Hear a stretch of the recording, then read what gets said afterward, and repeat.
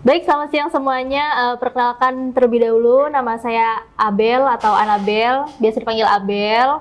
Dan saya akan jadi host hari ini untuk memandu kuliah umum kita pada hari ini. Dan nanti kita bakal kenalan satu-satu ya teman-teman semua ya, karena dilihat ini senior semua nih daripada aku ini.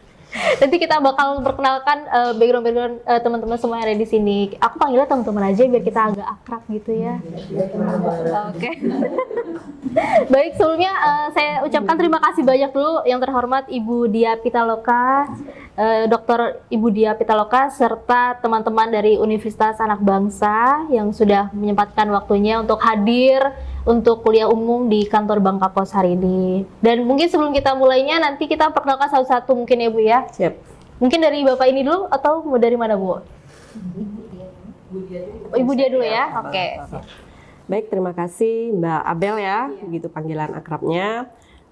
Kami selaku dosen pengampu untuk mata kuliah Sistem Informasi Kesehatan, alhamdulillah hadir membersamai kita pada pagi hari ini.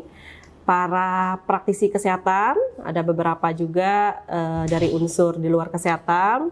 Namun perlu kami ketahui bahwa kita ketahui bersama mereka-mereka ini adalah sedang menempuh untuk melanjutkan pendidikan magister manajemen. Nah, di kelas itu 19 orang, namun karena berhalangan saat ini 17 yang hadir. Nah, mungkin nanti kita mengalir terkait dengan materi pada pagi hari ini berkaitan dengan implementasi dan juga evaluasi sistem informasi kesehatan. Nanti seperti apa secara keseluruhan yang tentunya kami menginginkan bahwa jangan sampai mahasiswa-mahasiswi ini pasif begitu ya. Jadi perlu mengedukasi kepada publik gitu bagaimana sistem yang sudah ada saat ini sehingga nanti bisa ada feedback dari masyarakat untuk lebih jauh mendalam ya mengetahui hal-hal yang dirasa itu ternyata mereka punya hak dan kewajiban seperti itu. Mungkin itu dari saya sebagai pengantar. Silakan nanti perkenalan terlebih dahulu dimulai dari mungkin Pak Asrul. Silakan. Ya, Assalamualaikum warahmatullahi wabarakatuh. Perkenalkan saya Arsul Sani. Basic kemarin di S1 Kesehatan Masyarakat di Stikes Abdi Nusa Pangkal Pinang. Alhamdulillah bisa bergabung nih di Magister Kesehatan Unaba ya. Saya bekerja di Rumah Sakit Umum Sejiram Stasiun Bangka Barat. Di bagian pelayanan medik dan keperawatan. Dan untuk SIK kebetulan memang nyambung nih, insya Allah. Ya, karena memang posisi kita untuk pelayanan di rumah sakit ini menjadi istilahnya kunci utama lah. Ketika pasien masuk pertama ke rumah sakit, memang sistem informasi kesehatan sudah mulai jalan, mulai dari masyarakat rumah kan rujukan dan sebagainya. Mungkin itu dulu sebagai awal dari kata kami. Terima kasih. Assalamualaikum, saya Balkis, basically saya dari SKM. Jabatan saat ini lebih tinggi dari eselon 2, alias saya sudah resign dari ASN. Saat ini kegiatan saya sebagai owner dari Pempek Desogi Bangka. Terima kasih Ibu sudah membawa kita ke sini, ke mata kuliah SIK di Bangka Post Group. Ya. Baik. Assalamualaikum warahmatullahi wabarakatuh. Waalaikumsalam warahmatullahi wabarakatuh. Izin Bapak semuanya, saya Asi Purnamasari. Basic sebelumnya kesehatan masyarakat dan sekarang alhamdulillah mendapatkan kesempatan untuk melanjutkan di Universitas Anak Bangsa jurusan kesehatan masyarakat juga. Saya saat ini sedang bertugas di RSUD Depati Hamzah di bidang pelayanan. Terima kasih. Bismillahirrahmanirrahim. Assalamualaikum warahmatullahi wabarakatuh. Waalaikumsalam. Salam kenal, perkenalkan nama saya Linda. Saya perawat. Jadi di Rumah Sakit Umum Daerah Sejiram Stasiun Kabupaten Bangka Barat. Basic terakhir kemarin pendidikan profesi nurse. Demikian mungkin perkenalan dari saya. Assalamualaikum warahmatullahi wabarakatuh. Waalaikumsalam warahmatullahi wabarakatuh. Assalamualaikum warahmatullahi wabarakatuh. Waalaikumsalam warahmatullahi wabarakatuh. Perkenalkan nama saya Cinanti. Basic saya dari S1 kedokteran. Untuk saat ini saya sedang tidak bekerja. Terima kasih. Baik, Assalamualaikum warahmatullahi wabarakatuh. Perkenalkan nama saya Afifah Ulfa Zakia. Basic saya sarjana kesehatan masyarakat, kemudian sekarang juga sedang menempuh bersama kawan-kawan di Magister Kesehatan Masyarakat, dan sekarang bertugas di Puskesmas Taman Sari di bagian surveillance. Terima kasih. Assalamualaikum warahmatullahi wabarakatuh. Assalamualaikum warahmatullahi wabarakatuh. Baiklah, nama saya Nelly Bastina. Saat ini saya bertugas di UPTD Lab Keseda Provinsi. Kemarin saya mengambil profesi jurusan kesempatan saya ngambil di Kesmas Universitas Anak Bangsa. Terima kasih memang ada kesempatan. Sekarang juga saya berada di Bangka Pos untuk bersama teman-teman mengikuti acara kegiatan SIK. Terima kasih. Wassalamualaikum warahmatullahi wabarakatuh. Assalamualaikum warahmatullahi wabarakatuh. Perkenalkan, nama saya Julia 83. Sekarang saya bekerja di Badan Penanggulangan Bencana Daerah Provinsi Kepulauan Bangka Belitung. Basic pendidikan sarjana kesehatan masyarakat di Unaba juga. Yang sebelumnya adalah Setikes Abdi Nusa. Terima kasih. Assalamualaikum warahmatullahi wabarakatuh. Perkenalkan, nama saya Rosmalinda. Basic pendidikannya sarjana kesehatan masyarakat.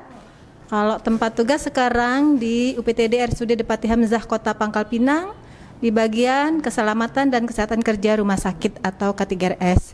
Jadi senang sekali kami bisa mengikuti kuliah umum di Bangka Pos ini. Terima kasih pada Bu Dia dan rekan-rekan dari Bangka Pos. Terima kasih. Assalamualaikum warahmatullahi wabarakatuh. Perkenalkan, saya Selpiana. Saya bertugas di RSUD Depati Hamzah, bagian rekam medis. Basic saya sarjana kesehatan masyarakat. Alhamdulillah sekarang saya berkesempatan untuk melanjutkan pasca sarjana di Unaba dan sekarang akan mengikuti perkuliahan sistem informasi kesehatan yang akan dibawakan oleh Dr. Dia. Terima kasih kepada Bangka Pos telah menyediakan tempat dan fasilitasnya. Wassalamualaikum warahmatullahi wabarakatuh. Assalamualaikum warahmatullahi wabarakatuh. Selamat siang. Izin, saya Fitriadi. Saat ini profesi sebagai epidemiolog di Dinas Kesehatan Provinsi Kepulauan Bangka Belitung. Saat ini menempuh Unaba untuk meningkatkan kapasitas saya sebagai profesi epidemiolog. Berkesempatan hadir di Bangka Pos mungkin untuk menambah wawasan saya. Terima kasih. Bismillahirrahmanirrahim. Assalamualaikum warahmatullahi wabarakatuh. Selamat pagi dan salam sejahtera buat kita semua. Sebelumnya perkenalkan, nama saya singkat Aspin gitu ya. Alhamdulillah kemarin saya basicnya dari kesehatan masyarakat juga di Setikes Abdi Nusa Kota Pangkal Pinang. Dan alhamdulillah sekarang saya masih bekerja di Dinas Kesehatan Kota Pangkal Pinang bidang pencegahan dan pengendalian penyakit ya. Itu kalau di subnya lagi itu sebagai bagian surveillance imunisasinya. Sama dengan Pak Adi itu bagian surveillance epidemiologi ya. Alhamdulillah karena berkat rezeki bisa melanjutkan ke S2. Semoga nanti sampai selesai dan aman. Dan tidak lupa kami ucapkan terima kasih kepada dosen pengampu Dr. Dia sama dari Bangka Pos yang telah menyiapkan fasilitas untuk kegiatan hari ini. Terima kasih. Perkenalkan, nama saya sedikit panjang lebih dari yaitu Burkah. Basically latar belakang saya sendiri kesehatan masyarakat juga, alumni dari Setikes Abdi Nusa Pangkal Pinang yang sekarang ini menjadi Unaba. Sekarang ini saya bekerja di SR Konsorsium Penambulu STPI Bangka Belitung, yaitu fokus di program TBC, penanganan penyakit TBC yang ada di Bangka Belitung. Mungkin itu saja perkenalan dari saya. Selanjutnya saya kembali. Baiklah, Assalamualaikum warahmatullahi wabarakatuh. Perkenalkan, Ibu izin, nama saya Malinda Listari. Saya saat ini bekerja di Rumah Sakit Umum Provinsi Kepulauan Bangka Belitung dan profesi saya sebagai perawat di ruang kemoterapi. Mungkin itu saja perkenalan singkat dari saya. Kemudian selanjutnya saya ingin mengucapkan terima kasih kepada dosen pengampu kita mata kuliah SIK dan dari tim Bangka Pos yang telah memfasilitasi kegiatan kali ini. Mungkin itu saja. Terima kasih. Wassalamualaikum warahmatullahi wabarakatuh. Dan izin terakhir ada saya Yuda Saputra. Saya memiliki background yang paling berbeda dengan teman-teman yang lain. Saya dari YIN, jurusan Pendidikan Bahasa Inggris dan memilih kesehatan masyarakat karena saat ini banyak masyarakat yang sakit bagi saya dan harus kita sembuhkan. Baik, terima kasih.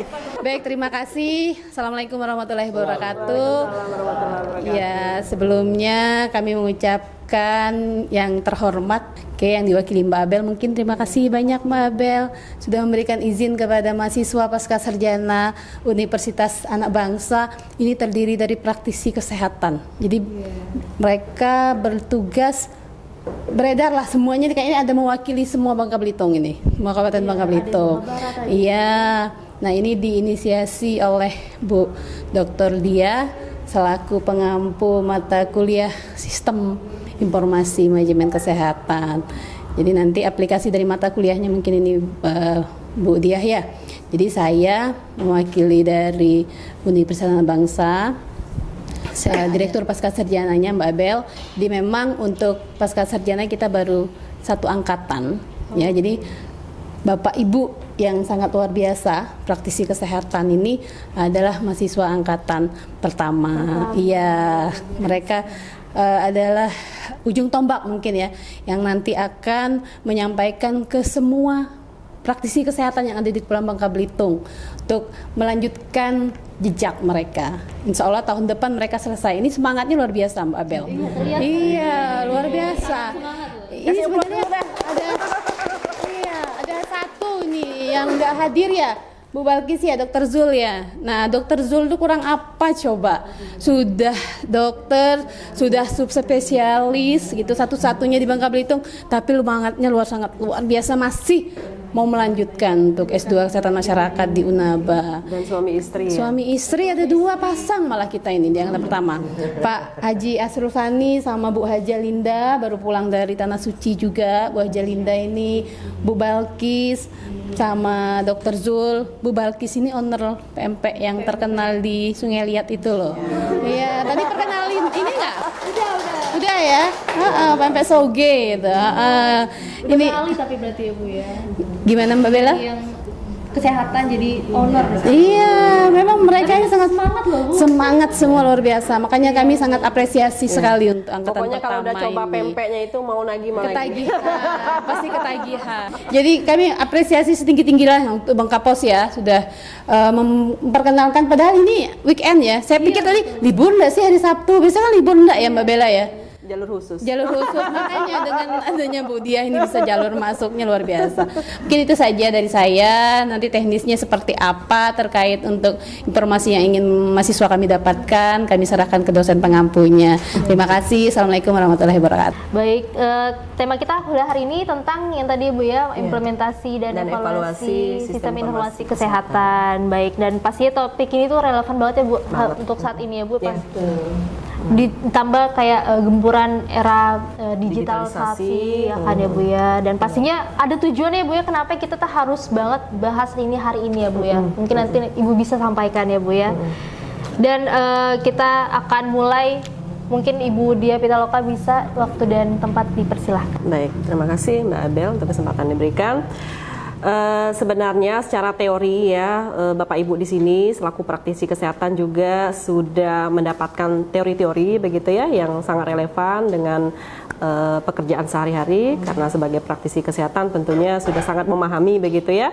Cuman pengaitannya dengan teori-teori yang memang ada kaitannya dengan teori sistem gitu ya. Kemudian ada juga kaitannya dengan teori yang terbaru ini kontemporer, yaitu terkait dengan teori New Public Management dan juga governance seperti itu. Nah, di situ kan sudah ada indikator-indikator ya untuk bagaimana supaya sejalan dengan aplikasi-aplikasi yang sudah disiapkan oleh pemerintah baik itu di pusat maupun di daerah begitu. Nah, untuk di Bangka Belitung ini sendiri mungkin kita ngambil satu tema lah ya, Bapak Ibu, kita sepakati bahwa biar tidak melebar kemana-mana terkait dengan yang memang saat ini sebenarnya banyak masyarakat yang belum memahami terkait dengan aplikasi mobile JKN gitu. Nah, jangan sampai nanti ini adalah mengedukasi ke masyarakat juga seperti apa peran dari para mahasiswa magister kesehatan ini untuk membawa benefit kepada masyarakat luas, itu menjelaskan bahwa ternyata manfaat dari aplikasi itu mempermudah gitu, bukan mempersulit. Walaupun sebenarnya usernya itu boleh dikatakan para lansia begitu ya. Nah, tapi kan ada hal-hal yang sangat memungkinkan bagi para lansia selaku user untuk melakukan aplikasi tersebut dengan mempermudah mereka datang ke rumah sakit mendapatkan pelayanan yang terbaik tentunya. Dan nanti untuk penjelasan lebih jauh mungkin ada case-case, nanti kita mengalir saja Mbak Abel, ada hal-hal yang memang seperti apa sih yang seharusnya ketika masyarakat itu membutuhkan pelayanan yang prima seperti itu. Nah, itu ada kaitannya dengan kami di sini. Kayak misalkan kemarin telemedicine itu kan boleh dikatakan sebagai layanan jarak jauh gitu ya, layanan digitalisasi jarak jauh, karena memang era modernisasi ini SIK itu tidak terlepas dari yang namanya pelayanan infrastruktur yang tanpa kita harus bertatap muka seperti itu ya, kayak misalkan ada aplikasi Alodoc seperti itu kan juga sudah mempermudah peran dari kita sebagai masyarakat untuk bagaimana mendapatkan informasi tanpa harus bertemu secara langsung begitu. Nah, mungkin itu pengantar dari saya dulu. Oke, mungkin Bu Dia bisa langsung menyampaikan materi tentang bagaimana sih SIK itu cara bekerja bagaimana dan apa sih kaitannya dengan media massa saat ini Bu ya. Oke. Kalau yang peran SIK itu sebenarnya sudah kami jelaskan di pertemuan-pertemuan sebelumnya. Nah, untuk kami datang ke sini ini adalah lebih kepada memberikan informasi kepada masyarakat kaitannya dengan teori yang sudah para mahasiswa ini dapatkan. Jadi tidak saya yang murni untuk berbicara secara langsung di sini, namun nanti kembali lagi kepada peran mahasiswa ini untuk karena sudah mendapatkan teori-teori itu, kemudian dikaitkan dengan pekerjaan dan case yang terjadi yang khususnya ada di wilayah Bangka Belitung seperti itu. Oke, berarti kita nanti tanya jawab juga ya Bu, langsung aja ya Bu ya. Langsung aja. Oke, ini kayak ujian mendadak nih Bu. Baik, ini kita mau mulai langsung ke mahasiswanya Iya, atau? langsung aja. Iya. Ini Sharing aja. sharing ya. Jadi mungkin dari mahasiswa juga ada hal-hal yang ingin ditanyakan. Oke. Kan? Ini Ibu kita langsung tunjuk acak atau gimana? Acak aja. Acak, oke. Mungkin mulai dari Pak Haji dulu. Senior itu ya selalu Baik, memulai. ini Pak, silahkan. Oke. Ya, terima kasih. Alhamdulillah nih di Bangka Postgroup, Bu Dia, Bu Dede yang sudah memfasilitasi kita pada hari ini.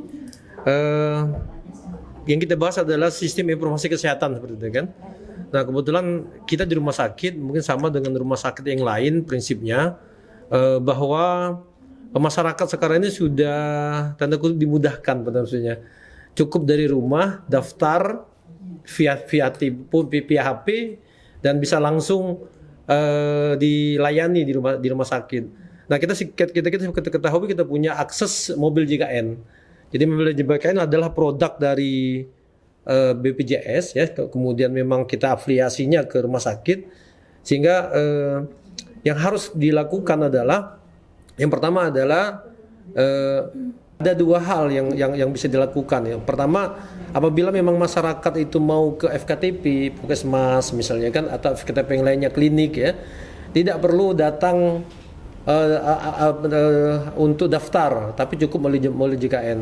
Nah, kemudian nanti prosesnya ketika memang harus dirujuk ke rumah sakit, nah rujukannya bukan dalam bentuk online dan masyarakat juga bisa memilih kapan berangkat ke rumah sakit, sehingga nanti ketika datang ke rumah sakit datanya sudah lengkap seperti itu. Dengan akses itu kami pikir ini cukup mudah sekali. Namun ada beberapa hal yang menjadi kendala. Kita tidak bisa memungkiri masyarakat kita tidak semuanya mengerti seperti itu kan, terutama orang-orang tua kita seperti itu kan.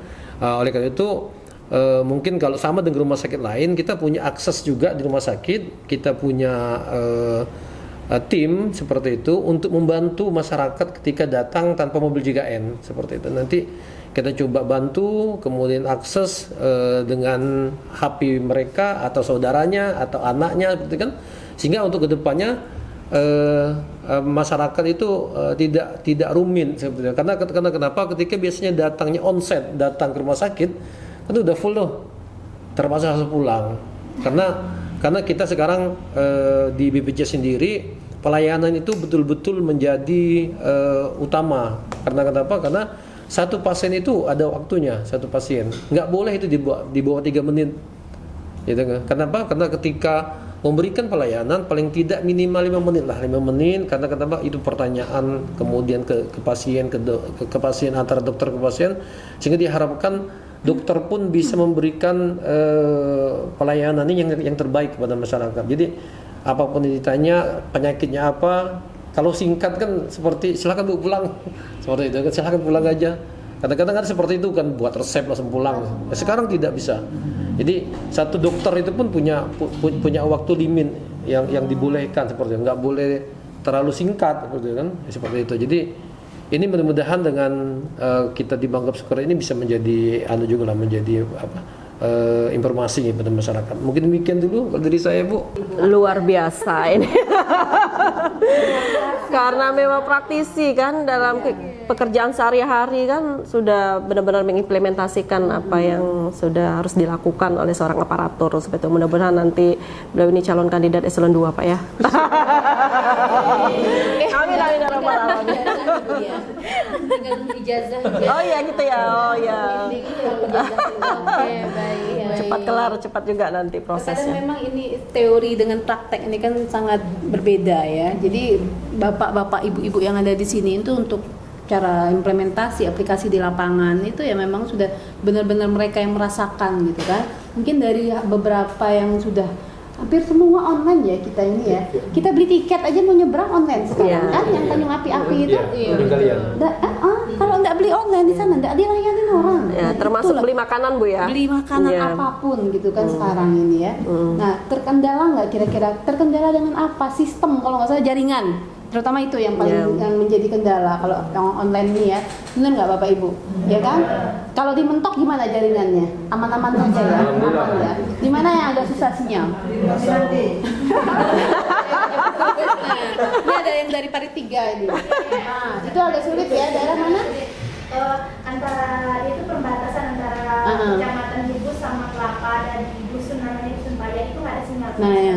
Itu salah satu kendala Mbak Bella. Kartu apa yang lancar di sana? Telkomsel. Padahal Bangka Belitung nggak termasuk daerah 3T kan? Iya. Tapi ternyata masih ada. Ya. Aksesnya lebih mudah Telkomsel di sana ya. Dokter juga nih Mbak Abel. Iya. Mbak Kinanti ini dokter juga. Bentar lagi buka klinik lah. Buka klinik nanti Amin. Di Parit 3 Jebus. Dokternya Ayu hadir nggak? Enggak ya? Oh enggak. Iya, jadi dari Bangka Barat tuh ada 2 dokter dari Bangka Barat, dokter Kinanti sama dokter Nyayu. Yang ini ya, itu memang nggak bisa semua kita aplikasikan terkait dengan sinyal. Kalau di Bangka Belitung ini masih ada daerah yang memang sinyalnya tidak mendukung, nggak semua ini support ya untuk Telkomsel. Kalau di sana kan Telkomsel. Kalau di Belitung mana orang Belitung? Kalau Belitung di mana? Apa yang harus support? Iya, kalau misalnya di Belitung sendiri untuk kota Tanjung Pandan dan sekitarnya itu masih aman, tapi mungkin bagian Belitung Timur ya, bagian Belitung Timur, bagian sana lah yang memang ada beberapa yang kurang. Kebun sawit yang susah sinyal. Iya benar, yang ada kebun sawitnya.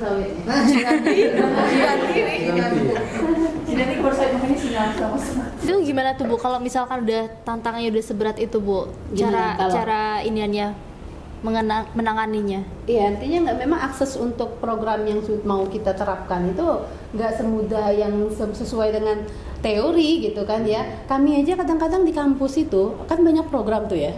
Kami di kampus itu ada si AKAD, ada si Muni, ada si Kito. Program dosen tuh banyak sekali loh Bu dia. Sister. Nah, kapan mepet-mepet udah itu berebutan sinyal. Jadi kapan kita ini cara ngatasinnya Mbak Abel? Tengah malam itu tahan nggak tidur. Bener nggak? Kalau udah deadline ya udah tengah malam gitu. Kalau siang ya bisa rebut-rebutan. Apalagi si Kito, si AKAD yang untuk dosen itu luas banyak sekali. Sister Budia ini pakai nggak yang kalau di Budia kan home base-nya di ini ya Pahlawan 12 ya. Pokoknya yang rutin kami gunakan itu BKD ya, yang untuk pelaporan BKD itu kan memang kita masukinnya sister, koneknya ke si Kito. Nah, kapan udah deadline-nya itu tadi kendalanya. Rebut-rebutan itu susah jadinya. Jadi nggak tidur nunggu tengah malam baru bisa gitu. Itu salah satu ya, salah satu ininya mungkin ya cara kita mengatasi ya untuk terkait dengan ini. Mungkin bukan sinyal sih, karena terkait dengan sistem ini banyak yang masuk tadi kan ya. Nah, sehingga kapasitasnya mungkin tidak bisa mengakomodir untuk ke semua ini pengguna gitu. Rebutan server gitu ya, Bu? Iya, akun server gitu. Nah, itu salah satu kendala memang. Ya, tadi kami kepengen sebenarnya dari para mahasiswa yang akan melakukan diskusi ini terkait dengan bagaimana nanti ketika sudah ada hambatan gitu ya, ada tantangan-tantangan, hambatan di dalam implementasi untuk SIG ini, mahasiswa ini bisa mengkerucut kepada problem solver gitu. Nah, seperti apa nanti kepengen kayak misalkan kayak kita ini kan ada hambatan salah satunya digital divide gitu ya. Itu adalah ketimpangan akses antara perkotaan dengan pedesaan gitu. Kemudian literasi digitalisasi, begitu juga dengan edukasi kepada masyarakat di kota dengan di desa itu kan berbeda. Kemudian infrastruktur TIK gitu ya, itu juga kan ada. Kalau kita alhamdulillah sih Bangka Belitung sebenarnya untuk wilayah 3T itu tertinggal, terluar, terkecil ya. Nah, itu kan nggak ada lah termasuk ya di kita. Tapi ternyata ada ketimpangan juga dari digital divide-nya itu ya Bu Cinanti ya. Nah, jadi hal seperti itu bagaimana sih sebenarnya kita pengen dari mahasiswa-mahasiswi ini selaku praktisi kesehatan juga, selaku calon-calon magister kesehatan menjawab problem solver yang diharapkan sampai kepada masyarakat dan pengambil keputusan begitu nanti. Kita belum masuk kepada implementasi, atau misalkan kita berbicara kita kepengen ada pengembangan gitu. Pengembangan dalam bentuk apa? Pengembangan untuk penambahan misalkan ya, tower-tower seperti itu untuk mempermudah supaya semuanya mendapatkan hak yang sama walaupun di perkotaan dan di perdesaan. Nah, kemudian misalkan dari sisi edukasi literasi digitalisasinya masih kurang. Nah, edukasinya mau seperti apa? Sosialisasi kah? Nanti misalkan ada para dosen Bu ya, kita ini sama-sama bentuk ya dilibatkan. Nah, itu juga kita kan sebagai tridharma dosen itu kan pengabdian masyarakat salah satunya, kerjasama dengan para mahasiswa-mahasiswi misalkan seperti itu. Nah, nanti turun ke lapangan, turun ke masyarakat untuk benar-benar mengimplementasikan apa yang menjadi kekurangan dan memberikan solusi kepada masyarakat-masyarakat. Nah, karena sudah sebagai pelaku gitu ya, praktisi dari bidang kesehatan ini memberikan edukasi dan ini memang free gitu Bu ya. Memang kita memang harus melakukan itu sebagai bentuk dari pengabdian kita kepada masyarakat. Ini seperti itu. Nah, silakan nanti kita berdiskusi ngalir aja bahwa berikanlah solusi-solusi dari tantangan-tantangan yang sudah disampaikan tadi. Mungkin dari Bu Nelly mungkin seperti apa Bu? Tantangan yang ada, kemudian kepengennya ngapain gitu untuk supaya nyampe dari hasil diskusi kita ini kepada pengambil kebijakan seperti itu. Oke, assalamualaikum warahmatullahi wabarakatuh. Assalamualaikum warahmatullahi wabarakatuh. Kalau terkait masalah yang tadi Bu ya, tower itu mungkin sedikit menyampaikan informasi juga. Emang sih pada dasarnya kalau pembangunan tower itu ada efek sampingnya di itunya ya. Makanya kalau yang punya tanah itu ataupun orang-orang yang di sekitar itu biasanya diberi kompensasi gitu untuk salah satunya ya biar nanti di kemudian hari kalau misalkan ada masalah itu makanya mereka berani bayar lebih gitu kan. Jadi secara tidak langsung logika pun bisa berpikir bahwasanya ini bakalan ada sesuatu gitu nanti something gitu. Nah, cuman untuk kepastiannya apa-apa itu mungkin bukan kapasitas saya ya untuk menyampaikan gitu. Nah, melanjutkan dari masalah JKN Bu ya, boleh ya? Yang kejadian di lapangan gitu. Kadang emang sih untuk mempermudah akses untuk mendaftar gitu ketika masyarakat datang ke Paskes, mereka langsung bisa mendapatkan pelayanan. Tetapi ada beberapa wilayah, ada beberapa case gitu ketika datang ke situ masih tetap kayak manual gitu. Ada juga dan juga kemarin masyarakat datang gitu, cuman disuruh daftar kan pas itu masyarakat belum tahu nih JKN ini apa gitu kan. Mungkin nanti harapannya ke depan masyarakat mahasiswa di sini bisa mensosialisasinya untuk ke depan gitu kan. Cuman masih banyak juga masyarakat yang belum tahu masalah yang JKN ini. Salah satunya kemarin kita bawa pasien gitu kan datang ke tempat pelayanan. Nah, mereka disuruh untuk mengunduh aplikasi JKN dan ketika mengunduh sudah bisa, tapi ada masalah lainnya juga. Mereka mau mendaftarkan, sedangkan untuk salah satu pendaftaran JKN itu kan butuh NIK gitu ya. Nah, NIK-nya bermasalah. Jadi nggak bisa mendaftarkan diri juga gitu. Walaupun udah ada mobilenya, tapi kalau misalkan linknya bermasalah juga tidak bisa didaftarkan. Tetapi dari pihak Paskes juga memberikan solusi gitu, bisa mendaftarkan secara manual. Itu sih salah satu case yang saya temui di lapangan gitu. Mungkin itu saja sih Bu. Berarti harus nambah juga ini koordinasi ya dengan pihak Dinduk Capil gitu ya. Bagaimana satu server mempercepat gitu. Bu. Betul, biar mempercepat siklusnya. Kalau sementara per hari ini masih belum ada sih Bu. Jadi malahan mungkin bisa dibilang kalau solusi awal ya.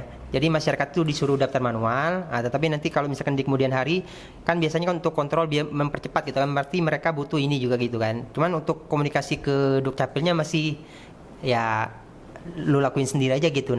Belum ada kayak percepatan gitu. Mungkin nanti harapannya ke depan bisa di konsolidasikan untuk dari pihak dinas kesehatan ke Dukcapilnya bisa saling bekerja sama gitu. Kalau misalkan ada permasalahan seperti ini ya bisa langsung ditindaklanjutin. Jadi kalau bisa hari itu bisa langsung diselesaikan gitu kan. Jadi masyarakat pun bisa langsung daftar JKN, jadi di kemudian hari bisa langsung menggunakan gitu. Karena ini kan basisnya adalah desa gitu ya. Berarti peran dari perangkat desa juga harus memungkinkan bagaimana ada upaya kolaborasi dan koordinasi langsung kepada Pemkab gitu ya. Seperti apa nanti di OPD terkait untuk memfasilitasi yang seperti case Pak Burkah sampaikan ini. Iya benar Bu. Itu yang kepengen kita gitu ya. Kita hadir di sini memberikan alternatif solusi gitu. Itu sih harapannya nanti ke depan ya bisa dihubungkan secara langsung gitu. Jadi by hari itu bisa langsung diselesaikan dan masyarakat pun pasti merasa terbantu gitu Oke, terima kasih banyak. Terima kasih kepada pihak Bangkapos. Izin mungkin kita kembali ke materi yang dibilang oleh Dr. Dia selaku dosen pengampu, benar sekali bahwa sistem informasi kesehatan itu adalah suatu sistem yang kita rancang untuk pengelolaan data, baik itu data pasien maupun yang ada di fasilitas untuk pengambilan keputusan secara klinis maupun secara administratif. Nah, dalam hal ini sesuai background saya secara administratif. Nah, kami lihat dalam SIK sistem informasi kesehatan itu bagaimana dibilang oleh Dr. Paskasana kita Bu Direktur. Jadi banyak sistem informasi yang ada saat ini sudah jalan di fasilitas kesehatan itu bermacam-macam. Tetapi menurut saya kekurangan itu adalah karena mulai dari penginputan, yang kekurangan adalah analisa data maupun interpretasi datanya selaku yang untuk mengambil keputusan. Nah, banyak sistem itu yang masuk data hanya pengumpulan data secara administratif, tetapi interpretasi datanya sangat-sangat kurang yang mungkin bisa diambil masyarakat. Contoh bayangkan saja anak-anak mahasiswa maupun data cuma dikasih data secara agregat. Mungkin itu kurang mengena di masyarakat. Nah, menurut saya yang butuh adalah kapasitas SDM-nya. Nah, salah satu solusinya adalah kuliah di Unaba pasti. Begitu juga untuk pengambilan keputusan lain yang selalu menyerang kesehatan masyarakat, selalu menyerang fasilitas kesehatan dengan alasan kita selama ini cuman berbasis event base, selalu berbasis kejadian, tetapi kita tidak pernah menggunakan indikator base, yang dimana yang data yang dikumpulkan teman-teman di lapangan by data itu yang tidak pernah dianalisa dan interpretasi. Mungkin itu yang masukan saya di kuliah hari ini Bu. Terima kasih. Luar biasa. Tapi kan gini, kalau di Dinas Kesehatan Provinsi itu kan kalau tidak salah ada bagian yang Pak Hotma itu bagian apa tuh? Analisis data kan memang ya? Pusdatin, nah itu ya kan? Masih ada nggak di Dinas Kesehatan Provinsi itu Pusdatin? Nggak ada lagi. Kalau nggak salah kan Pak Hotma kan, ya kan? Oh, nggak lagi sekarang ya? Berarti kayaknya nih Pak Fitriadi nih selesai S2 kayaknya diposisikan lagi biar data yang keluar tuh memang nggak data mentah, data yang sudah dianalisis gitu kan. Ya kadang-kadang sayang kan udah dilakukan pengumpulan data tapi nggak dikaji lebih dalam, ya kan. Nah kalau nanti yang tesis nih ya, nah tesis nggak bisa data-data mentah aja tuh, harus dikaji tuh, harus dianalisis. Kalau bisa method gitu kan ya, secara kuanti ya kan. Nah terus dikaji lagi secara kualitatif gitu. Jadi Pusdatin tuh nggak ini lagi ya kalau Dinas Kesehatan Provinsi masih kan, tapi data yang mereka olah tuh nggak semua atau gimana sih? Tidak diinterpretasikan. Oh iya, itulah sayang kan. Itu kembali Jadi ke evaluasi berarti kayak nggak tuntas. kaitannya. Boleh nanti kita teliti ya kan. Nah, dievaluasi kenapa gitu kan? Apakah kekurangan SDM atau apa? Kalau kurang SDM berarti rekrut lagi kan gitu masukannya ya. Ya Pak Fitriadi ya. Yang lain mungkin ada yang mau sharing nggak terkait ini? Di institusinya seperti apa gitu. Apakah memang sama kayak Dinas Kesehatan Provinsi, mungkin data mentah aja yang keluar, belum dikaji lebih dalam gitu. Kalau di kota juga sama ya. Kalau kata orang Jawa tuh emang neman gitu ya, sudah kita kumpulkan tapi nggak kita interpretasikan, nggak kita olah gitu, nggak tuntas jadinya kan. Jadi rekomendasi yang keluar itu takutnya nggak berbasis data gitu ya. Itu pun kalau di analisa data itu hanya data yang berkejadian luar biasa aja Bu. Gitu. Kejadian gitu seperti DBD, KLB aja gitu ya. Jadi nggak semua data mungkin ya. Database-nya udah ada, udah jalan baik-baik data. Karena kan di situ udah jelas kan Iya. 10 penyakit terbesar gitu kan, dan itu udah dianalisa yang udah. Ya gitu ya. Kecuali yang kasus Boleh lah, memang jadi bahan evaluasi kita juga artinya ya. Jadi nggak sampai tuntas gitu kan. Angkatlah nanti dalam Apa tesis itu kan maksudnya penelitian. itu terkendalanya di mana gitu? Apakah sistemnya gitu kan ya? Apakah memang SDM-nya operator? Karena kan untuk itu kan butuh orang yang khusus gitu kan ya. Memang sudah diberikan pelatihan gitu ya. SDM-nya kurang kuliah. Jadi SDM-nya harus kuliah gitu. Jadi sebenarnya dengan ada yang kita ini ya, kita ini kan diskusi ya, mengkaji gitu kan ya. Nah, kan membuka pikiran kita, oh ternyata boleh lah nanti saya ambil judul seperti ini ya kan. Jadi banyak hal yang bisa kita teliti gitu kan ya. Banyak permasalahan ternyata kan ini memang harus dicari jawabannya. Kan itu seperti apa sih Bu? Pengawasan dari yang implementasi SIK ini seperti apa? Ke masyarakatnya kah atau gimana?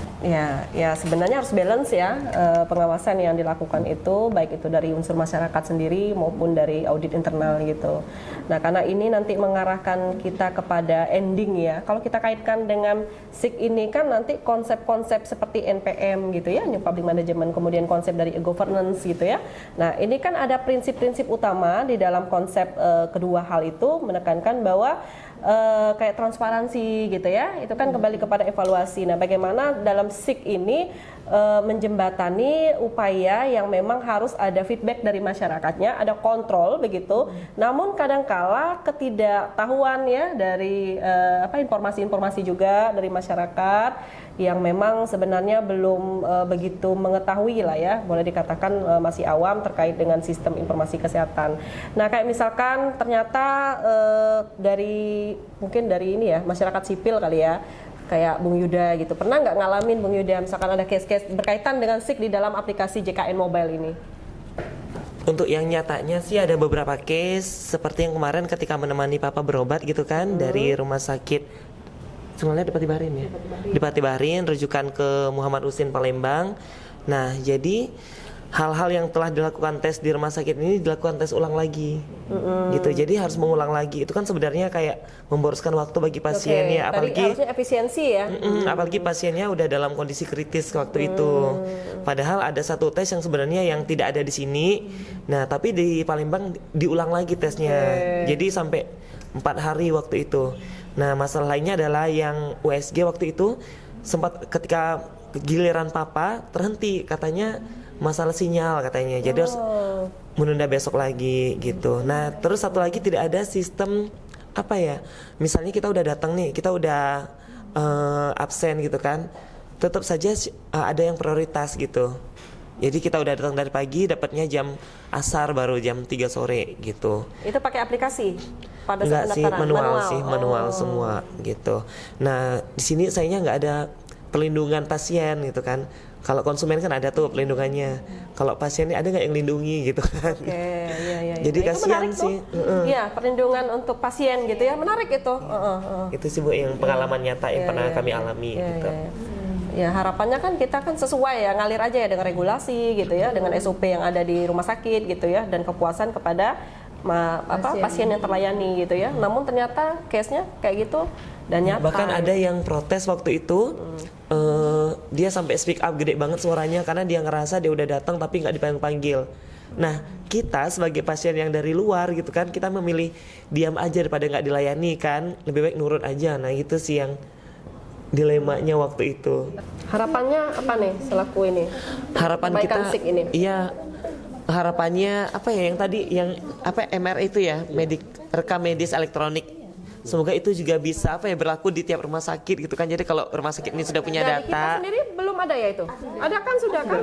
Oh pada saat yang tahun papanya ini belum Tahun lalu padahal. Sebenarnya mungkin sudah. Nah coba ini. Iya, izin mungkin kalau misalnya terkait masalah sistem rumah sakit itu semuanya rata-rata rumah sakit sudah menggunakan, bahkan di klinik pun sudah menggunakan sistem online ya untuk rekam medis elektronik itu sudah pakai semua. Nah, cuman mungkin di kendalanya itu yang disampaikan oleh Kak Yuda ini belum ada integrasi karena masing-masing rumah sakit, masing-masing klinik mempunyai vendornya masing-masing gitu. Jadi untuk datanya pisah-pisah ya, Bu, iya, ya? jadi untuk datanya mungkin yang seperti kejadian yang disampaikan Kak Yuda tadi, pengulangan pemeriksaan itu ya karena apa? Karena datanya itu nggak sinkron, maksudnya tidak disinkronisasi ya, tidak terkoneksi.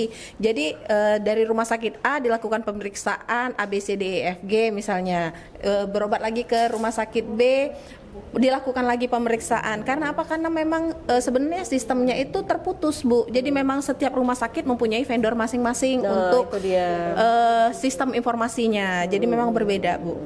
Jadi mungkin kendalanya masih di sana, belum ada yang satu akses gitu kan. Berarti ini kebijakan Pak Menteri ya? Iya, Pak Menkes Bu. ya? Udah ke Tolong Pak nanti Menkes. Pak Menkes harapannya Bu ke ini nanti, gak apa-apa Bu kita ini. Iya, sebagai ini. jadi sudah ranahnya ke sana. Jadi memang sebenarnya kalau harapannya bisa terintegrasi secara keseluruhan, cuman mungkin dengan kendala-kendalanya itu terkait server dan lain-lain gitu. Jadi memang untuk saat ini mungkin masih sulit ke sana, cuman harapan kita ke depannya bisa terintegrasi. Jadi kalau misalnya kita sebenarnya kemarin sudah ada program Satu Sehat ya Bu ya yang diluncurkan, sebenarnya udah mulai bisa diakses, cuman mungkin sosialisasinya aja yang belum sampai gitu. Tapi walaupun vendornya berbeda-beda, tetap kan harus aplikasinya itu sama dan satu. Jadi makanya kemarin itu dari Kementerian Kesehatan pun mengeluarkan yang aplikasi Satu Sehat, cuman kayaknya masih belum juga terkoneksi ya, karena memang kayaknya saya udah pernah akses juga untuk di Satu Sehat itu, kalau kita mau mengakses rekam medisnya itu harus didaftarkan di Vaskes kalau nggak salah. Nah mungkin terputusnya di sana. Iya, di Vaskes pertama. Jadi kita harus mendaftarkan apa gitu dan harus diinput oleh Vaskes untuk datanya. Baru bisa kita akses. Nah, terus kalaupun nanti ke depannya kalau bisa untuk kemudahan akses kayak gitu kan, terus sosialisasi juga Bu, yang paling penting juga. Kadang-kadang kan masyarakat nggak semuanya tahu, tidak semuanya mampu, dan tidak semuanya bisa mengakses atau menggunakan digital. Iya. Jadi memang itulah kendala-kendala kita, kenapa seperti yang disampaikan oleh Pak Arsul tadi terkait masih harus adanya pendaftaran yang manual, karena tidak semuanya ada. Masyarakat kita tidak semuanya punya gadget, dan masyarakat kita tidak semuanya tahu gitu. Ya, mungkin itu saja. Ini membahas terkait dengan permasalahan rujuk-merujuk, Bu. Bagaimana pemerintah itu meninjau, memantau seperti penyakit apa saja yang harus dirujuk dan sebenarnya tidak harus dirujuk. Terus kenapa harus dirujuk? Kenapa kita tidak bisa memfasilitasi sendiri, terutama untuk dokter, SDM dan alatnya, Bu. Jadi menurut saya bagaimana pemangku kebijakan itu menilai kita provinsi kepulauan memang seharusnya punya ahli sendiri, Bu. Walaupun itu cukup satu, Bu. Seperti saudara Yuda, kasus apa Bapak? Kanker darah kemarin. Kanker darah. Jadi bagaimana kita bisa pemangku itu memilah, misalnya ada dokter yang mau sekolah, dipilah kan, oh ini kita tidak butuh lagi, kita sudah ada. Jadi tidak menumpuk ya, kayak seperti di rumah sakit provinsi. Jadi kalau ada mau sekolah lagi, kita anjurkan ke sini. Kita butuh dokter ini untuk masyarakat kita, biar memutus rujukan keluar, meminimalisir tidaknya. Seperti kita punya onkologi, hanya satu-satunya, dan Aset. itu pun sudah harus diregenerasi. Ya, sekolahnya aja, saya ini curhat nih sekalian. Sekolahnya saja berat Bu, 2 sampai 2,5 tahun. Itu pun belum ada yang minat. Ya, belum lagi yang dokter KBD. Itu kan kasus-kasus berat yang banyak dialami masyarakat Bangka dan kita belum punya. Tapi kenapa dokter-dokter yang mau sekolah ataupun yang diterima itu ditumpuk-tumpuk? Kalau sudah ada ya udah gitu. Stop. Kalau apalagi yang minta rekomendasi buat tubel, yang buat yang beasiswa, gitu. Ya, jangan sampai ini oke dipilah gitu pemangku kebijakan itu dipilah. Ini tidak perlu. Kita masyarakat kita perlu ini. Gitu. Mungkin itu bisa disampaikan ke anggota DPRD atau udah cukup ya, terima kasih. Assalamualaikum warahmatullahi wabarakatuh. Ini seru mengenai tentang Bu Malinda tadi ya yang dibahas. Kalau mendaftar itu perlu ya ada yang waktu untuk manual. Apalagi saya sudah menuh hal yang begitu ya. Bawa keluarga ke rumah sakit besar. Nggak tahu sih bagaimana di saat hari Sabtu itu kan kita kan libur kerja nih. Bawa keluarga minta bantu sama saya ke rumah sakit besar. Nah di situ kan ada ada yang sistem aplikasi karena beda kakak kan. Jadi kalau saya kan kakak saya yang itu kan beda lagi kakaknya.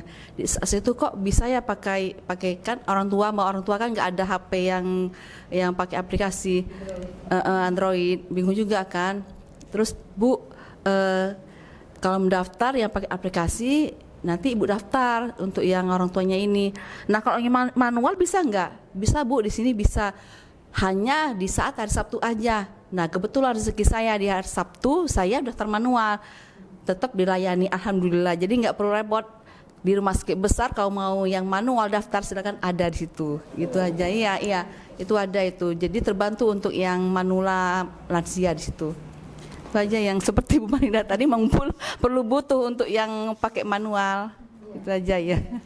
Bismillah. Assalamualaikum warahmatullahi wabarakatuh. Saya Selpiana dari RSUD Depati Hamzah. Kalau di rumah sakit kita itu Bu, memang ada juga yang untuk pendaftaran manual gitu bagi yang tidak mengerti. Kan ada bagian yang petugas BPJS-nya kalau yang dari rumah sakit kita. Nanti dibantu dijelaskan, misalnya nggak ada HP kan, bisa dipakai HP anaknya Bu gitu kan, kayak gitu. Terus kalau yang untuk yang rujukan gitu, kalau misalnya orang tua kita ada kunjungan ke anaknya di sini gitu kan repot tuh mau dirubah lagi ke jekan mobilnya, sedangkan nanti kan dia cuma 1 minggu 2 minggu terus pulang lagi ke Palembang gitu kan. Nah misalnya dia bisa minta ke puskesmas rujukan manual gitu Bu, nanti dari rumah sakit kita bisa dibantu gitu, nggak harus dirubah di jekan mobilnya gitu. Iya ada solusinya kalau di rumah sakit kita ya gitu Bu. Iya di klinik-klinik lain juga itu ada, karena pernah saya berobat di Sun Klinik itu kalau kita nggak bawa jekan mobil itu bisa hari itu dilayani yang manual. Tapi untuk hari itu aja Bu. Tapi nanti katanya diperingatin, nanti dibawa ya Bu ya jekan mobilnya gitu. Ada toleransinya biasanya. Ya. Untuk yang pertama kali kunjungan. Iya pertama kali kunjungan bisa dimaklumin. Nanti untuk selanjutnya dijelaskan kita harus bawa karena pemakluman cuma sekali Bu biasanya rumah sakit itu. Iya. Iya begitu. Sekian dan terima kasih Bu. Izin Bu, bicara lagi Bu ya. Berdasarkan pengalaman juga dan pengetahuan saya, untuk sistem rujukan di rumah sakit itu memang benar kita menggunakan mobile JKN. Namun ketika kita ke rumah sakit besar seperti rumah sakit tipe A, Ahmad Husin maupun rumah sakit RSCM, kita ada isi poinnya harus terdaftar register. Otomatis ketika untuk pertama kita tidak bisa mendaftar melalui mobil JKN kalau kita tidak mempunyai register di rumah sakit tersebut. Nah, otomatis seperti itu Bu. Kemudian secara pertama kali kita rujukannya kita pasti menggunakan secara manual. Dan manual itu dibatasin karena keterkaitan dengan hitungan-hitungan tentang jam pelayanan yang dilakukan oleh dokter tersebut. Contoh pengalaman saya pribadi, maupun di Ahmad Husin maupun di Cipta Mangunkusumo, 1 poli itu bisa ditambah secara manual 5. Maksimal 5 untuk 1 poli pelayanan. Bayangin saja orang berebut di sistem situ Bu. Nah ketika kita mendapatkan itu, saya 4:30 saya sudah ngantri Bu. Setelah 4:30 subuh saya ngantri di situ untuk mendapatkan space yang 5 tadi, untuk mendapatkan nomor register. Setelah dapat nomor register, baru untuk selanjutnya kita bisa daftar melalui mobile JKN. Seperti itu Bu, mungkin yang crowdednya. Nah, setelah kita mendapatkan mobile JKN, kita dapat register, untuk selanjutnya kita data, belum tentu kita dapat space dapat juga Bu. Jadi karena begitu banyaknya, itu yang mungkin dimaklumi oleh masyarakat. Nah, sehingga itu yang membuat celah-celah yang tadi dibilang oknum nakal, calo di rumah sakit, seperti itu. Nah, saya membuka juga peluang kayak gitu Pak membuka ya? peluang ya gitu. Nah, dan itu juga banyak yang oknum nakal. Contohnya saya pernah cara mengambil manual dengan nomor urut saya 003, tetapi saya dipanggil jam 9.20 setelah saya melakukan tanda kutip protes keras terhadap loket di RSCM. Padahal loketnya ada 12 Bu. Sampai 9.20 saya tidak dipanggil. Akhirnya saya protes, SPI satu pengawal internal turun. Ternyata banyak main titipan-titipan. Nah, itu yang oknum-oknum. Begitu mungkin Pak Yuda yang dilakukan. Begitu juga ketika di Rumah Sakit Muhammad Husin Palembang. Ketika pengambilan manual pertama kali, saya datang itu dibuka setelah subuh. Informasi untuk pengambilan antrian manual. Jadi setelah subuh saya ngantri jam 5 dibuka. Saya urutan yang ke-12 karena cowok dan cewek antrian dipisah. Saya hitung dari depan, saya nomor 12. Tetapi ketika saya menerima nomor antrian saya sudah 187. Nah, saya bingung lagi itu apakah titipan atau memang ada skip, memang sistemnya saya kurang paham. Mungkin itu yang perlu dipahami. Jadi kadang kita mau seuzon sama rumah sakit, tapi begitulah kondisinya. Nah, ini balik lagi, mudah-mudahan tidak terjadi di Pangkal Pinang, di Bangka Belitung, seperti itu. Yang karena di sini banyak yang calon-calon direktur dan calon-calon kepala dinas. Amin. Saya harapkan itu kesenjangan-senjangan itu, gap itu jangan sampai terulang di kita seperti itu ya. Karena yang benar kata Ibu Malinda, interoperasional yang susah karena masing-masing rumah sakit sistemnya beda seperti itu. Mungkin itu Bu, terima kasih. Saya juga merasakan sih sebenarnya ya. Itu Pangkal Pinang loh, bukan kota kita di Pangkal Pinang maksudnya ya. Yang tadi disampaikan Kak Yuda itu di Palembang, Pak Fitriadi pengalaman di Jakarta. Di Pangkal Pinang sendiri. Nah, mungkin iya tadi tuh Pak Pak Haji ya, mungkin kapasitas ruangannya itu mau masuk anak ke dalam ruangan setelah mau melakukan tindakan itu antri. Nah, kalau tidak ada ordal tadi ya, mau ngomong ya, nggak apa-apa lah ya. Kita kan kalau mahasiswa ini kan sebenarnya pos enak, bebas ya. Cuman karena tempatnya di Bangka Pos ini agak kalau di kelas kita bebas ya sebenarnya ya, ngerem ya. Kalau di kelas kita bebas sebenarnya ya. Kontrolnya. Nah, karena ada ordal tadi ya, nggak apa-apa ibu nunggu di rumah katanya. Nah, coba kalau yang dari kampung, pasiennya dari kampung jauh-jauh, nunggunya di rumah sakit gitu kan. Kita orang Pangkal Pinang ya pulang dulu, nanti ditelepon Bu kalau sudah siap ruangannya, baru ibu datang ke rumah sakit. Ya mungkin itu salah satu kapasitas ruangan mungkin dengan banyaknya pasien gitu kan. Itu sebenarnya banyak hal ya, apalagi yang model calo-calo mungkin nggak ada lah kalau di sini gitu kan ya. Nah, mungkin kita berpikir linianya aja, realnya aja, mungkin kapasitas ruangannya tidak sesuai dengan jumlah pasien kalau yang di Pangkal Pinang ya.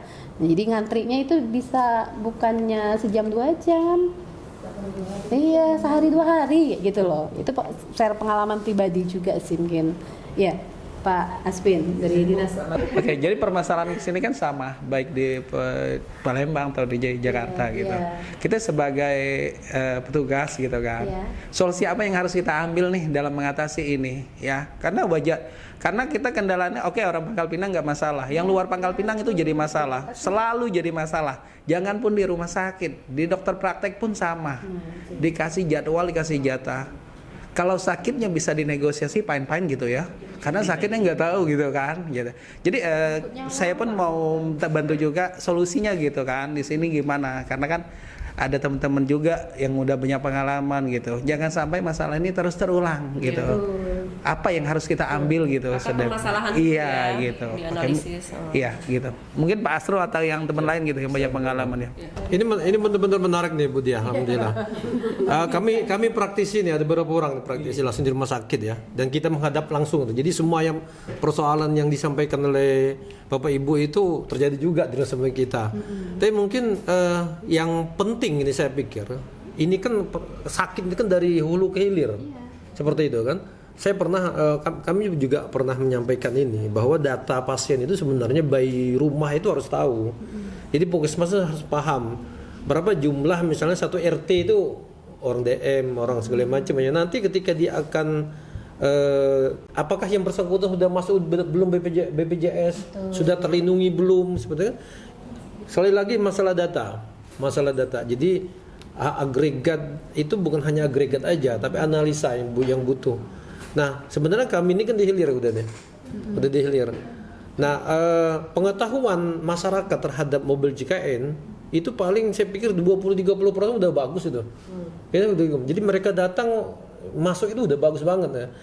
Tapi yang terjadi apa? Mereka bawa aja rujukan dari puskesmas ke rumah sakit tanpa mobil JKN. Akhirnya yang terjadi apa? Menumpuk, menunggu seperti itu. Nah, kemarin terjadi yang saya sampaikan ke Bu Dia pas kita di situ kan. Bagaimana caranya? Kan setiap dokter itu kan punya kapasitas, punya batas maksimal melayani pasien. SOP. Jadi SOP-nya ada kemampuan. Yang saya sampaikan tadi bahwa dokter itu harus maksimal memberikan pelayanan. Artinya mereka udah datang, namanya siapa Pak Yuda, sakit apa? Lihat udah pulang, udah Pak. Itu tanpa ada pertanyaan. Tanda kutip yang mending-mending lama Pak ya? Iya, mending-mending lama. Ya, tapi itu kan jangan terjadi karena sekali lagi di dokter itu betul-betul harus paham dari ujung kaki sampai ujung kepala. Apa sih problemnya seperti itu? Nah, salah satunya adalah ketika terjadi penumpukan memang ini harus cepat dari rumah sakitnya seperti itu kan. Kejadian di rumah sakit Sejiran lah kemarin. Saya sampaikan bahwa hari itu batas maksimalnya 25 dulu ya. Per hari. Karena kenapa? Karena ada hitungan. Jadi ketika dokter itu melayani di atas 30, itu dokternya juga mungkin sudah kewalahan seperti itu kan. Nah, apa yang bisa kita lakukan adalah rentang yang bisa dilakukan oleh dokter sendiri. Oh, seperti tadi nambah 5, nambah 6 seperti itu kan nggak apa-apa. Tapi ini disampaikan ke masyarakat. Itu mengenai menunggunya pasien. Nah, kami juga berharap nih kepada BPJS ya. Memang mereka sudah ada PPIP kalau bahasa kami di rumah sakit itu. Jadi ada beberapa teman-teman rumah sakit itu dilatih oleh BPJS untuk sebagai pemberi pencerahan seperti itu kan. Namun itu kan di rumah sakit. Di puskesmas bagaimana? Ya, di puskesmas belum banyak. Salah satu yang paling mudah adalah memang salah satu solusi dari BPJS adalah di kabupaten itu RASUHC, Universal Health Coverage. Jadi seluruh penduduk di situ terlindungi oleh JKN ya. Artinya apabila memang di atas 50%, ketika ada pasien sakit belum ada JKN pada saat itu, maka dia otomatis akan bisa dilayani. Tetapi kalau memang daerah itu belum UHC, itu bisa 14 hari ke depan baru aktif seperti itu. Alhamdulillah kalau di Bangka Barat sudah 98,sekian% lah. Tinggal sedikit lagi ya. Nah, tapi kendala di kita adalah yang sampaikan tadi, penguatan sosialisasi. Itu penting banget itu saya pikir. Jadi masyarakat itu tidak hanya mereka dapat pelayanan saja, maksudnya terjamin saja, tetapi ketika mereka melakukan, ketika sakit apa yang harus dilakukan. Puskesmas itu harus 148 kasus penyakit yang harus mereka tangani. Seperti itu kan puskesmas itu. Apabila dirujuk boleh, nggak boleh, rumah sakit nggak bisa nerima. Nggak bisa nerima kenapa? Karena ini harusnya selesainya di puskesmas seperti itu kan. Nah, saya sampaikan tadi bahwa memang dari hulu ke hilir ini harus detail sebenarnya. Zaman digital kan. Logikanya saja Bu, ketika memang satu RT kita tahu DM berapa, hipertensi berapa, lansia berapa, ibu hamil berapa, itu bisa tidak dilakukan logikanya. Harusnya bisa. Rumah Bu Dede ada berapa orang misalnya, rumah Bu Dia ada berapa, itu harus bisa. Data ini terkumpul, jadi ketika memang ada resiko penyakit, ada yang sakit, itu sudah kedetek oleh puskesmas. Nah, kesimpulannya adalah sosialisasi mungkin dari BPJS juga. Kami minta ya, walaupun memang sudah ada dari rumah sakit itu turun ke lapangan sehingga ini mempermudah. Problem kami di rumah sakit adalah apa itu? Ketika memang masyarakat itu butuh pelayanan cepat ya, tetapi secara sistem Kita tidak mendukung, sampai sekarang tidak mendukung. Resikonya apa? Resikonya rumah sakit tidak dibayar. Seperti itu, resiko tidak dibayar.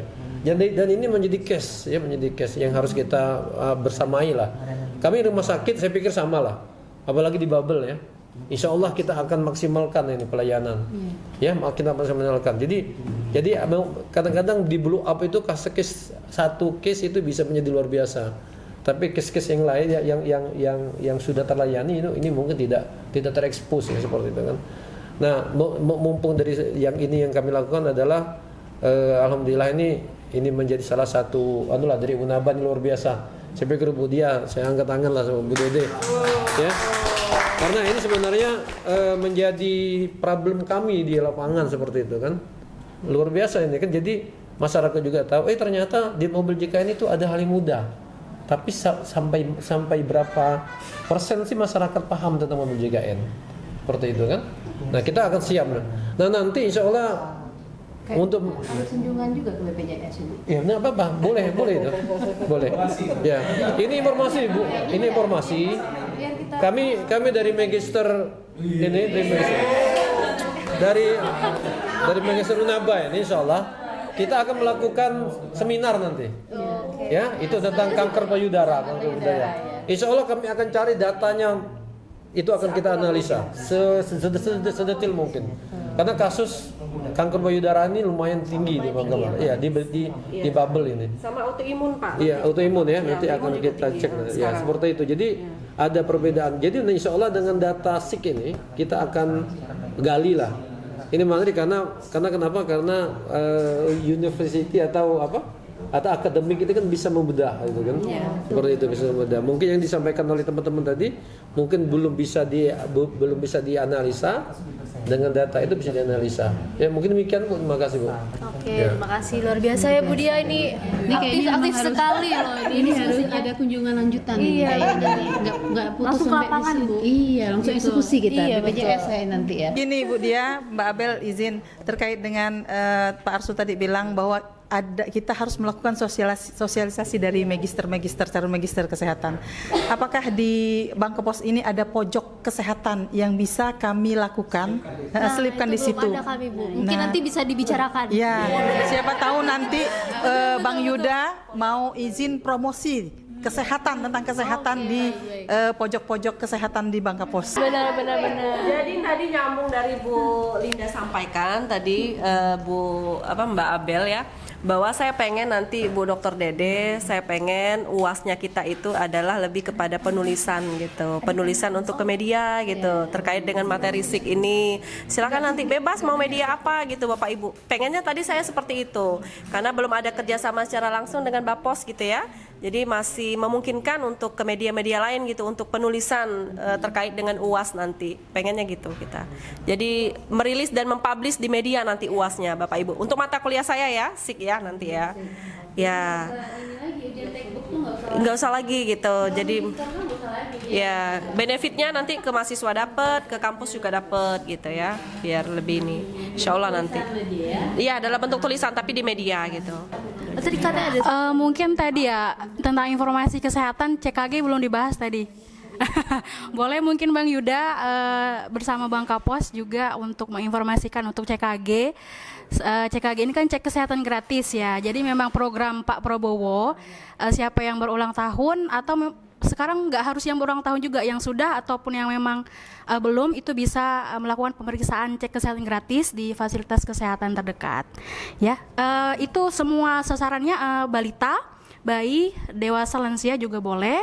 Screeningnya banyak, ada screening EKG jantung ya, ada screening gigi, kemudian ya gratis ya. Nah, ada EKG di Puskesmas Taman Sari ya, boleh. Iya, sudah ada. Jadi ini juga ada surat untuk Bangka Pos. Mungkin bisa karyawan atau stafnya bisa melakukan cek kesehatan gratis sekalian. Iya. Oke, iya, karena ini kan masih wilayah Puskesmas Taman Sari. Oke. Tapi tergantung kondisi tempat tinggalnya ya. Iya, tergantung. Tapi tidak apa-apa sih. Semua pokoknya yang masih KTP. Dimulai dari pegawai di sini. Iya, boleh silakan ya. Pokoknya yang masih KTP Indonesia lah, boleh di mana saja, bebas. Jadi ternyata setelah dilakukan monep dari provinsi itu CGAG itu bisa dilakukan siapa saja setahun sekali minimal, ya. Jadi itu sebenarnya fungsinya menyadarkan kita betapa pentingnya kesadaran, ya, screening gitu. Karena di usia itu saya pun alhamdulillah udah melakukan CGAG, ya. Di situ udah ditimbang, IMT-nya berapa, berat badan itu ada raportnya nanti Bu. Di situ pun di tekanan darah kalau usia di bawah 40, jika tekanan darah tidak bermasalah, itu tidak dilakukan EKG. Cuma jika ada permasalahan, ada pemeriksaan lanjutan ya gitu. Ya gitu. Oke. Untuk keseluruhan pemeriksaan. Oke, jadi waktu keseluruhan pemeriksaan itu tergantung permasalahan. Kalau orang kesehatan biasanya kami download di Satu Sehat udah keluar gitu. Jadi status kita udah ada. Cuma masyarakat awam biasanya ketik barcode, ada barcode-nya itu nanti keluar jawabannya gitu. Ya. Jadi itu dikasih target itu kalau salah 34% dari jumlah penduduk keseluruhan. Ya, jadi kami berharap karena ini program pemerintah yang wajib lah gitu ya, minimal setahun sekali, dan untungnya bagi kita pun banyak, ya. Jadi setelah pemeriksaan CKG, jika kita bermasalah baru kita daftar, baru diperiksa selanjutnya gitu. Misalnya gini, periksa, giginya bolong gitu kan, lubang, bisa ditampal. Setelah pemeriksaan CKG, kita langsung daftar, langsung periksa, langsung tampal giginya. Eksekusi langsung seperti itu ya. Ini bagus sebenarnya program pemerintah, dari mulai kecil sampai lansia ada gitu ya. Persyaratannya hanya bawa KTP aja, bawa KTP persyaratannya. Terima kasih. Oke. Baik teman-teman, kita mumpung durasi ini ya teman-teman ya, kita sudah di ujung perkuliahan kita hari ini, dan terima kasih juga untuk Ibu Dia Pitaloka telah memberikan dan membimbing kami di perkuliahan hari ini. Dan mungkin ada dibimbing ya? Iya, aku juga ikut dibimbing ini Bu. Aku nih bukan S2 tapi aku udah terbimbing nih hari ini. Jadi udah pengen kayaknya ikut magister kesehatan ini juga nanti. Siap Bu. Mbak Ben daftar aja nanti masuk angkatan kedua. Tuh kan? Aku udah jauh banget Bu, aku dari ilmu komunikasi tapi. Jadi jauh lagi. Melenceng juga. Kalau udah masuk kesehatan, yakinlah akan menarik. Iya, seru banget. Karena kebutuhan dasar juga kesehatan kan. Mungkin dari Ibu Dia sendiri mungkin ada yang mau disampaikan lagi, mungkin motivasinya untuk teman-teman mahasiswa di sini. Baik, terima kasih Mbak Abel atas kesempatannya. Baik, mungkin Bapak Ibu, demikianlah perkuliahan kita pada malam hari ini, di mana di siang hari ini.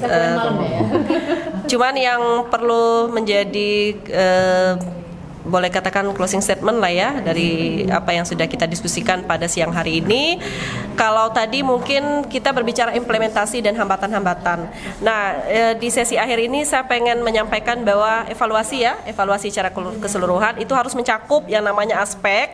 Yang pertama itu kinerja dari para aparatur, kemudian berkaitan dengan kepuasan dari user selaku masyarakat, kemudian berkaitan dengan sistem yang belum terintegrasi bagi pengambil keputusan, nanti akan mempermudah kita ya bagaimana supaya nanti ada integrasi bersama ya, kolaborasi dan hal-hal lain yang akan mempermudah dan memperluas akses ya ke semua pihak. Kemudian yang terakhir itu adalah kepuasan pelanggan secara keseluruhan dan bagaimana bisa mendapatkan pelayanan dari aplikasi yang memang sudah sangat mempermudah sebenarnya oleh masyarakat, dari efisiensi waktu, dari efektivitas untuk penggunaannya. Jadi masyarakat juga memiliki kontrol terhadap batasan atau hal-hal yang dirasa itu memiliki benefit bagi masyarakat kita sendiri. Mungkin itu dari saya. Semoga perkuliahan kita pada siang hari ini bermanfaat begitu ya secara keseluruhan, dan kalau misalkan ada kata-kata yang kurang berkenan di hati Bapak Ibu, mohon dimaafkan karena sesungguhnya kesempurnaan itu hanya milik Allah Subhanahu wa taala. Yang baik, yang sempurna datangnya dari Allah, yang salah datangnya dari manusia. Saya akhiri, wabillahi taufiq wal hidayah. Wassalamualaikum warahmatullahi wabarakatuh. Baik teman-teman, terima kasih sudah hadir di Bangkapos dan mengadakan kuliah umum. Kita akhiri perkuliahan kita hari ini. Saya Abel pamit undur diri. Terima kasih.